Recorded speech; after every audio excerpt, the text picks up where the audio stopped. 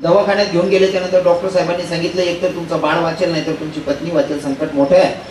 बापानं सांगितलं जे पण व्हायचं भगवंताच्या हवाली आहे, देवाला जे करायचं ते करेल. आणि नेमकं घडलं असं, बाळाला जन्माला घातलं, माय मरण पावली. माय मरण पावली.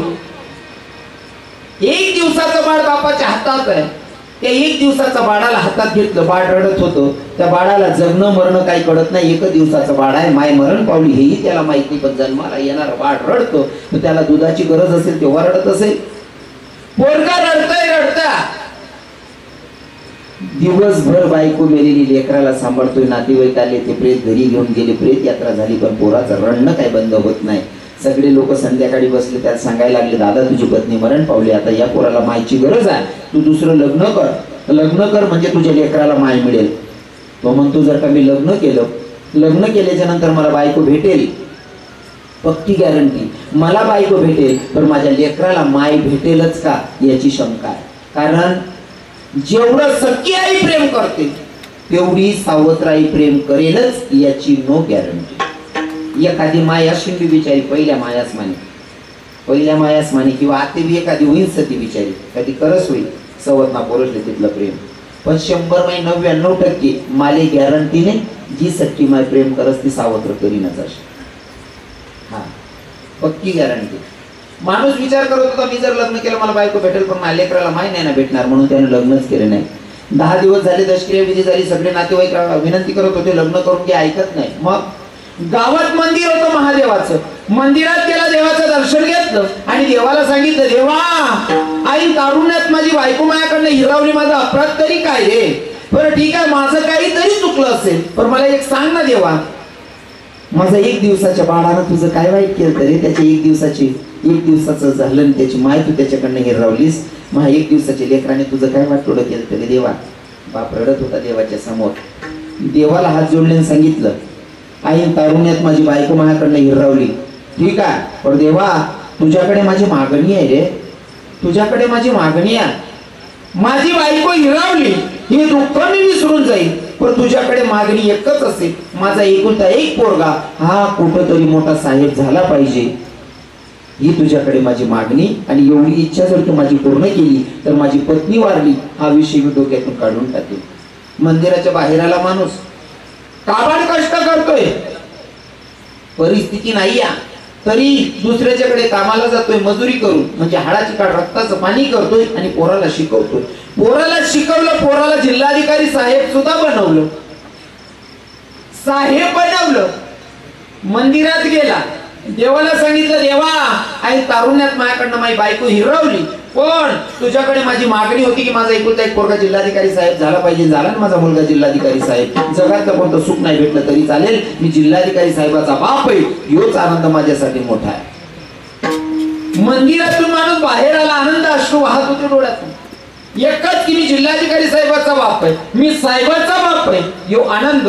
म्हातारा घरी आल्याच्या नंतर नातेवाईकाचे फोन यायला लागले, म्हणजे तुमचा पोरगा जिल्हाधिकारी साहेब झाला, त्याचं लग्न नाही का करायचं, सुंदर मुलगी बघितली, लग्नही झालं. लग्न झाल्याच्या नंतर बायको घरात आली, ती बायको सांगते का हो साहेब तुमचा म्हातारा घरातच झोपतो, घरात घाण करतो, त्याच्यापेक्षा ना असं करा ना तुमच्या बापाची खाट ओट्यावर टाका ना. साहेबानं थोडाही विचार न करता पत्नीचं ऐकलं आणि बापाला सांगितलं पप्पा तुमची खाट ओट्यावर टाकली तर जमतंय ना. हो बेटा मला काही अडचण नाही रे, मी देवाकडे एकच मागणी मागितली होती की मी जिल्हाधिकारी साहेबाचा बाप झाला पाहिजे, आणि मी जिल्हाधिकारी साहेबाचा बाप झालो, तू घरात नाही ओट्यावर नाही, मला स्मशानात जरी खाट टाकली, स्मशानात जरी खटिया टाकली तरी तिथं राहू शकतो बेटा, मी अजिबात देवावरही दुःखी होणार नाही, तुझ्यावर पण होणार नाही. बापाची खाट ओट्यावर टाकली, बरेच दिवस निघून गेले, पुन्हा पत्नीनं सांगितलं तुमचे बाप ओट्यावर झोपतात, थुंकून फार अंगण खराब करून टाकतात, असं करा ना तुमच्या म्हाताऱ्याला कुठेतरी वृद्धाश्रम मध्ये पाठवा ना, कारण तुमचा म्हातारा इथं थुंकतो अंगणामध्ये, आपल्याकडे येणारे जाणारे चांगले लोक असतात, ते लोक बघतील तर नावं ठेवतील ना जिल्हाधिकारी साहेबाच्या अंगणामध्ये एवढी घाण असते म्हणून. बायकोचं ऐकलं भाऊ ना, बापाच्या खाटेजवळ जाऊन बसला, पप्पा म्हणे काय लेखा, लग्न झालं तेव्हापासून आम्ही कुठं फिरायला गेलो नाही, आम्हाला फिरायला जायचंय, मग थोडे दिवस तुम्ही वृद्धाश्रम मध्ये राहसान का. बापानं सांगितलं मला काय अडचण नाही बेटा, तुम्ही दोघं सुखी आहेत ना, मी कुठेही राहू शकतो, चल म्हणले मला सोडून दे. बापाचे कपडे बांधले, बॅगेत भरले, बापाला फोर व्हीलर गाडीमध्ये बसवलं, वृद्धाश्रम मध्ये घेऊन गेला. वृद्धाश्रम मध्ये बापाला सोडलाय.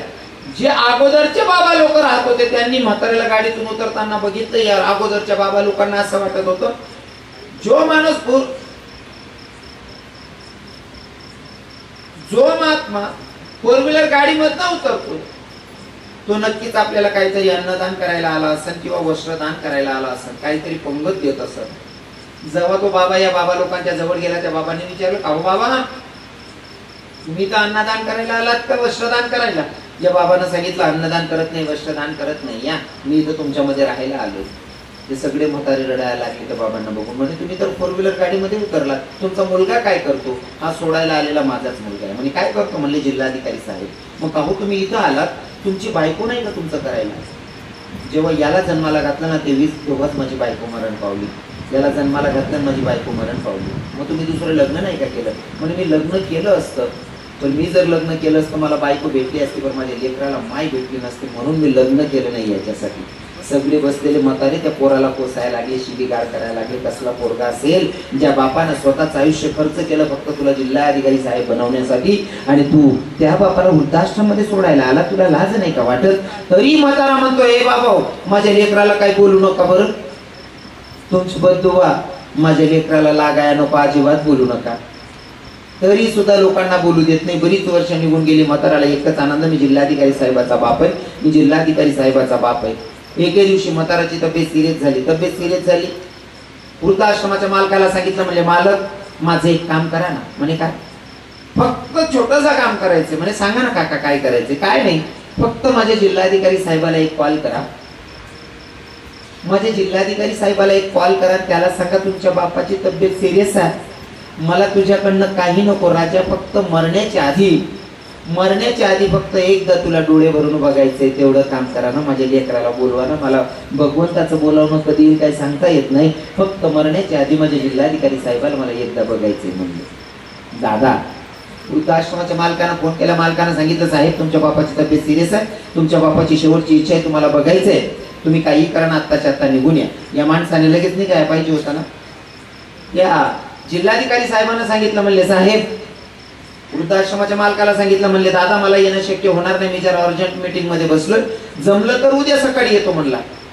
आता वृद्धाश्रमाचा मालक विचार करतोय, जरा असं जर म्हाताऱ्याला सांगितलं म्हातारा टेन्शन घेईल, म्हणून जरा सुधारित भाषेत सांगितलं, म्हणले काका तुमचा जिल्हाधिकारी साहेब आहे ना तुमचा मुलगा, तर उद्या सकाळी येणार आहे. उद्या सकाळी माझा मुलगा येणार आहे. ही बातमी दुपारी कानी पडली ना, दुपार कधी जाते कधी रात्र होते, कधी रात्र जाते कधी दिवस उजळतो, कधी माझा जिल्हाधिकारी साहेब माझ्या डोळ्याला दिसतो, या आशेनं म्हातारा वाट बघत होता. नेमकं सकाळी 7:30-8 वाजेला फोर व्हीलर गाडीचा आवाज ऐकला. म्हातारा बेडवर पडलेला. फोर व्हीलर गाडीचा आवाज ऐकला. म्हाताऱ्याला वाटलं आला माझा मुलगा आला म्हणता म्हाताऱ्याला अटॅक आला. म्हातारा जागीच धरणीवर पडलेला. म्हाताराला वाटलं मुलगा आला म्हणता म्हातारा मरण पावला आणि धरणीवर पडलेला, जमिनीवर पडलेला. आता वृद्धाश्रमाचा मालक इकडनं जातोय, म्हाताऱ्याचं प्रेत तिकडनं फोर व्हीलर गाडीमधनं उतरणारा व्यक्ती सुटबुट घालून उभा. म्हाताऱ्याचं प्रेत मध्ये, वृद्धाश्रमाचा मालकाचा राग अनावर झाला आणि त्या सुटबुट घातलेल्या व्यक्तीला बोलायला सुरुवात केली, अरे काय माणूस आहात म्हणले तुम्ही? ज्या बापानं तुमच्यासाठी पूर्ण आयुष्य खर्च केलं, ज्या बापानं दुसरं लग्न केलं नाही, तुम्हाला जिल्हाधिकारी साहेब बनवलं, काय अपेक्षा होती बापाला? कधी विचारलं तुम्हाला तुम्ही किती लाखाची पगार घेतात, किती लाखाच्या बंगल्यात राहतात? कधी विचारलं बापानं? नाही ना. तुमच्या पत्नीसाठी किती हजाराची साडी घेतली, कधी विचारलं बापानं? नाही ना. तुमच्या पत्नीसाठी कोणती मशीन घेतली, किती सोनं घेतलं, विचारलं का? म्हणजे नाही. मग काय मागितलं बापानं? मरण्याच्या आधी फक्त माझ्या जिल्हाधिकारी साहेबाचं मला तोंड बघायचंय, मरण्याच्या आधी माझ्या लेकराचं तोंड बघायचंय, मग जीव सोडायचा आहे. अरे फक्त तोंड दाखवण्यासाठी तुम्ही वेळेवर येऊ शकत नाही. काय कमी केलं तुमच्या बापानं तुमच्यासाठी? त्या सूटबूट घातलेल्या व्यक्तीने खिशात हात घातला, खिशातून पॉकेट काढलं, वृद्धाश्रमाच्या मालकाच्या हातात फुलं. मालकानं पॉकेट फोडलं, पॉकेटमध्ये चिठ्ठी होती आणि चिठ्ठीमध्ये वाचायला सुरुवात केली. चिठ्ठी लिहिलेली होती की दादा, वृद्धाश्रमाच्या मालकाला लिहिलेली चिठ्ठी, दादा मला येणं शक्य होत नाही, अचानक माझे वडील जर का वारले ना तर शेवटचं विधी तुम्ही करून टाकायची, विधीसाठी लागणारे 2000 रुपये या पॉकेट मध्ये पाठवतोय, माझा ड्रायव्हर तुम्हाला देईल, तेवढी माझ्या बापाची विधी करून टाका. काय अपेक्षा होती बापाला? शेवटच्या वेळेस बेटा फक्त तुला डोळे भरून बघायचे आणि तेवढी जरी इच्छा आपण पूर्ण करू शकत नसाल तर मला असं वाटतं आपल्या इतका भिकारी मुलगा आपणच आहोत. काही काही लोकांना राग येईल माझं बोलण्याचा, काही काही लोकांना राग येईल, पण मी पाया पडून सांगेल, तुम्ही 50 लाखाच्या बंगल्यात राहत असाल, 50 लाखाच्या बंगल्यात राहत असाल, भाऊ 2 आहेत, एकीकडे मायबाप आहेत, एकाला दोष देणार नाही. भाऊ 4 आहेत, एकीकडे मायबाप आहेत, 3 भावांना दोष देणे नाही, कोणीतरी सांभाळतंय, ठीक आहे. पण भाऊ तुम्ही 4 आहात, 3 आहात, 2 आहात, 1 आहात आणि मायबाप जर वेगळे राहत असतील, तुम्ही 50 लाखाच्या बंगल्यात राहून पण तुमच्या इतका भिकारी जगात कोणी नसेल.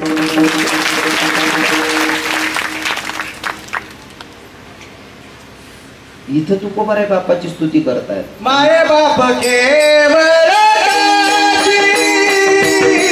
माये बाप केवळ माये बाप केवळ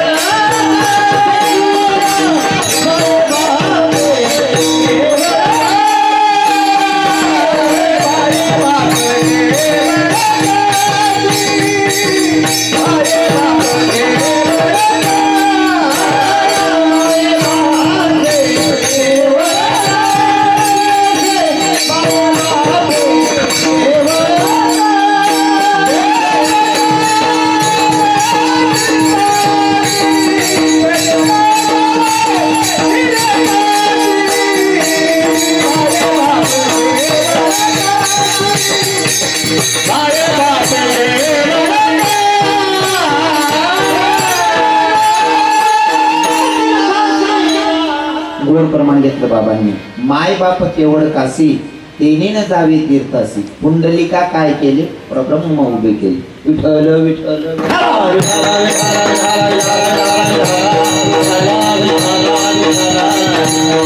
अरे इथं बसलेले सगळेच बाप चांगलेच असतील, कोणता बाप वाईट नसतो. बाप पोरासाठी काय करतो अर्ध्या मिनिटासाठी सांगतो, ऐका. माझ्या डोळ्यातली आसवे कोणी माईन पुसताना, माझ्या डोळ्यातली आसवे कोणी माईन पुसताना, उरी हुंद कदात तोया गोष्ट बापाची सांगताना, होत्याच्या फाटक्या सदऱ्याला कशी ठिकड जोडल्याली, उभ्या आयुष्याला त्यानं कशी कातर लावल्याली. मला कसस होत या, मला कसस होत या कोणी बाबा म्हणताना, मला कसस होत या कोणी बाबा म्हणताना, उरी हुंद कदात तू या गोष्ट बापाची सांगताना, उरी हुंद का दाटतो या गोष्ट बापाची सांगताना. अरे विठ्ठल विठ्ठल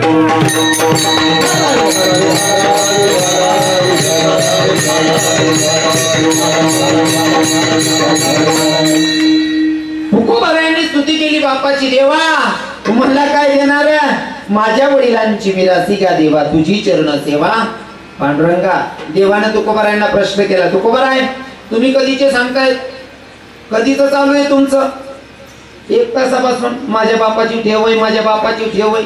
तुमच्या बापानं तुमच्या पूर्वजांनी असं काय केलंय की तुम्ही पुन्हा पुन्हा ऐकवतात? नेमकं मला कळेल का?